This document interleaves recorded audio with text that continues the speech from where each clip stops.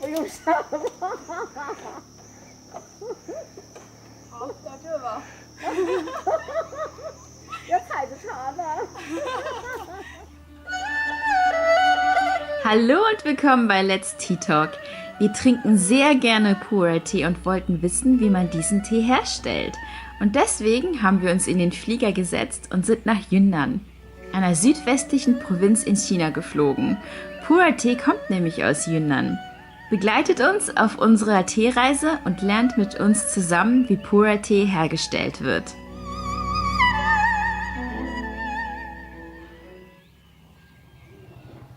Wir sind hier im Bulanzudorf. Tee hat unter den ethnischen Gruppen, die in Yunnan wohnen, eine sehr lange Tradition. In Yunnan leben zum Beispiel die Hani, die Bulang und die Dai-Völker, die schon seit Ewigkeiten Tee pflücken und konsumieren. Wir haben die Dörfer dieser Völker besucht und von ihnen vieles über Pu'er-Tee gelernt. In diesem Dorf hier leben die Bulang.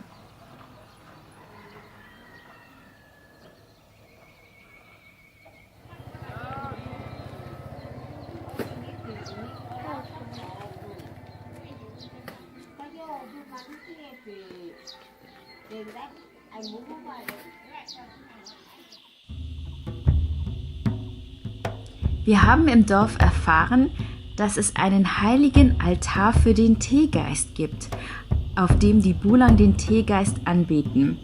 Der Teealtar befindet sich mitten in einem Teebaumwald. Die kleinen Sträucher und Bäume links und rechts sind tatsächlich wild wachsende Teebäume, die man als Camellia sinensis Varietät Assamica klassifizieren kann. Die Teebäume werden nicht gestutzt, wie man es zum Beispiel auf Teeplantagen in Indien, Sri Lanka oder auf chinesischen Grünteeplantagen sieht. Dort werden die Teebäume auf Strauchgröße gestutzt und werden bewusst klein gehalten, um das Pflücken zu erleichtern.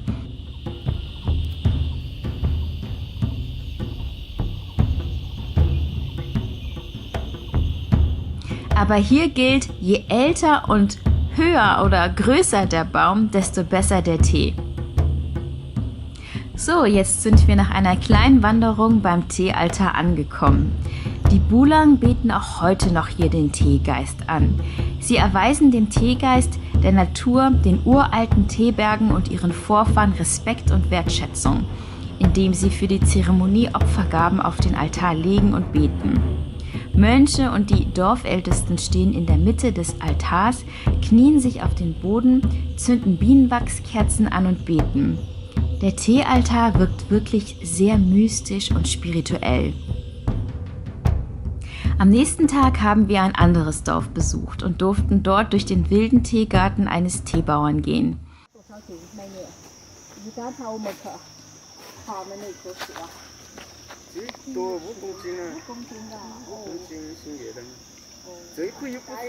Der Teebauer ist besonders stolz auf diesen hohen Teebaum, der mehrere hundert Jahre alt ist.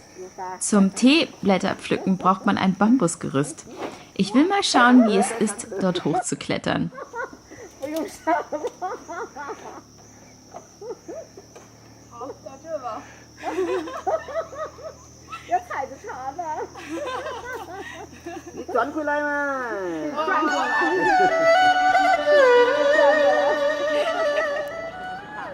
Zurück im Dorf haben wir gesehen, wie die Teeblätter nach dem Pflücken auf Bambusmatten zum Welken ausgebreitet werden.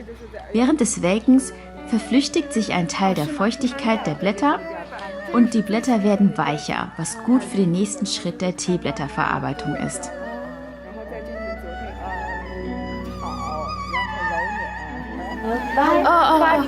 Wow! Als nächstes werden die Teeblätter in einer großen Pfanne erhitzt. Durch die Hitze werden die Enzyme im Tee, die für die Oxidation zuständig sind, abgetötet.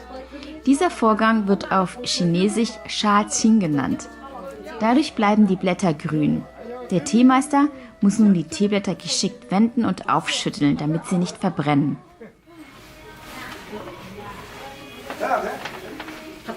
让温度它太高了。对，那个都还要带水。温度高的不行，低对的不行。那大概是要多少比较合适？还是你们都是靠感觉？哦，就是靠感觉。就像沙川一样这种的来做了嘛。Oh.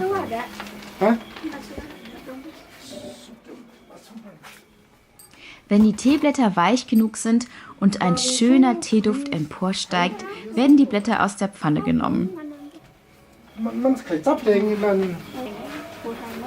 你走好随便的平常像你看见我做过做不到的效果就是了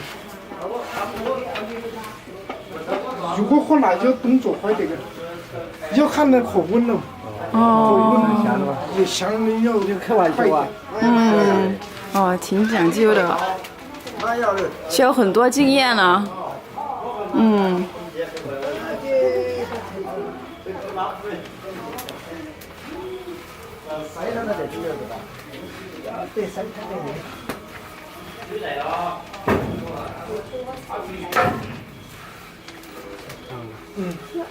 早点，就大点，这样你关了。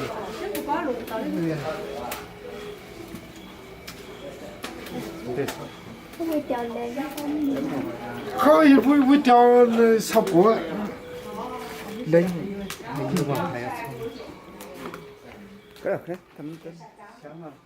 很香。 Die Teeblätter riechen unheimlich gut. Dann werden die Teeblätter auf Bambuskörben gelegt und aufgeschüttelt, um die Temperatur der Teeblätter zu senken.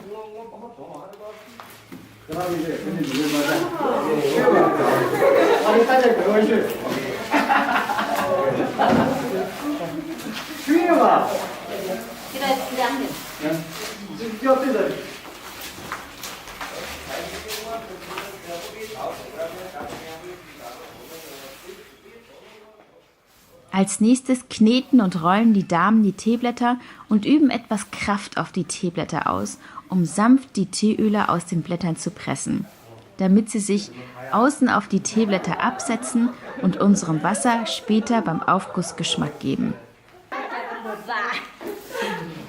Oh.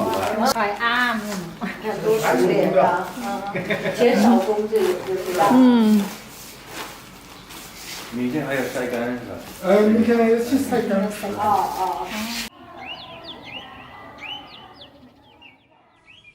Dann werden die Teeblätter sonnengetrocknet. Beim Schlendern durchs Dorf haben wir eine Schule entdeckt, auf deren Schulhof Teeblätter zum Trocknen ausgebreitet werden.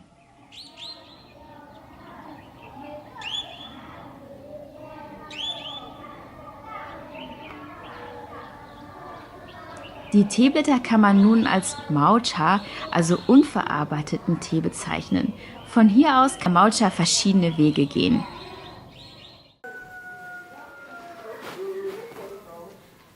Sobald die Teeblätter trocken sind, werden sie eingesammelt. Auf einem Sortiertisch werden unerwünschte Teeblätter, zum Beispiel die, die nicht gut verdreht sind, aussortiert.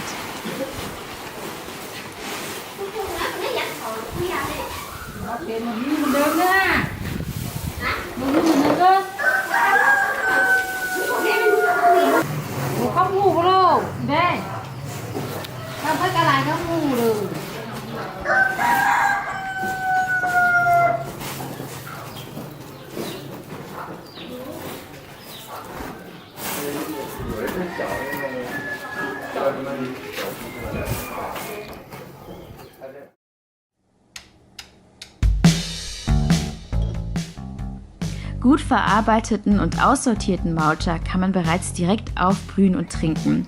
Er wird noch etwas astringent sein, aber wenn gute Teeblätter ausgesucht wurden und die bisherige Verarbeitung gut war, schmeckt er dennoch schon sehr gut und kann als Sande Shung Puer, also loser, unreifer oder roher Puer bezeichnet werden. Der Teename Puer hat übrigens seinen Namen von der 1729 vom Kaiser Yongzheng gegründeten Puer-Präfektur. In dieser Präfektur wurde nämlich der Puer-Tee erfunden. Den Sande Shung Puer kann man selber zu Hause lagern und reifen lassen. Mit der Zeit wird er an Astringenz verlieren und immer besser.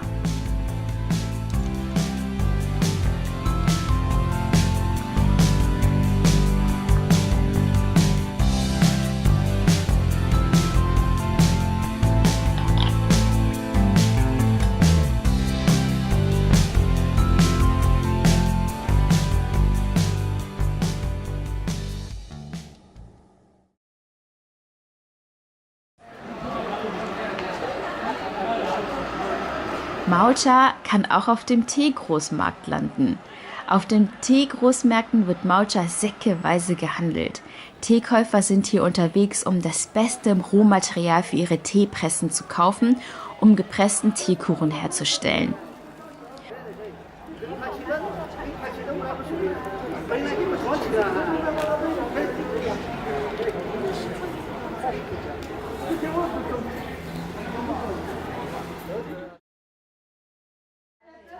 Um gepressten Teekuchen herzustellen, muss der Tee zunächst gedämpft werden, damit die trockenen Teeblätter weich werden und nicht durch das Pressen zerbrochen werden. Nach dem Dämpfen werden die gedämpften Blätter in ein Tuch gewickelt, gepresst und an der Luft getrocknet.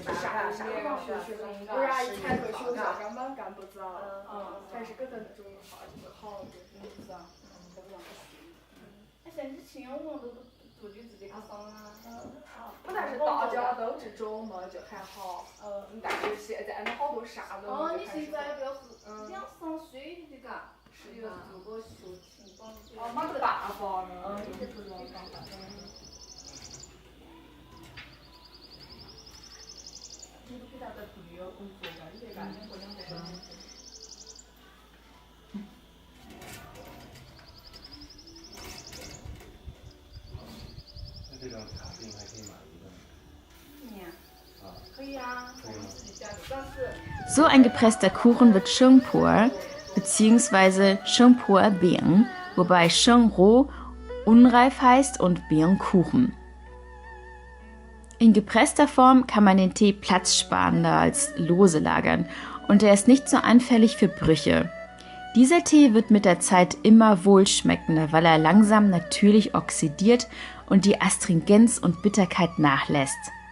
Ab einer Lagerzeit von 5 Jahren sollte ein Shengpuer nicht mehr so astringent sein und bitter schmecken. Mit jedem weiteren Jahr an Lagerzeit gewinnt er unheimlich an Marktwert. In manchen Teeläden kann man 30 Jahre alten Tee kaufen. Maucha kann aber auch einen anderen Weg gehen und zu Shupuer verarbeitet werden. Dafür wird Maucha unter kontrollierten klimatischen Bedingungen künstlich beschleunigt oxidiert.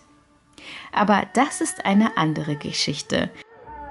Für heute haben wir genug über Tee gelernt und wollen mit den Dai, einem Volk in Yunnan, das Wasserfest bei einem Festessen, Musik und Tanz feiern.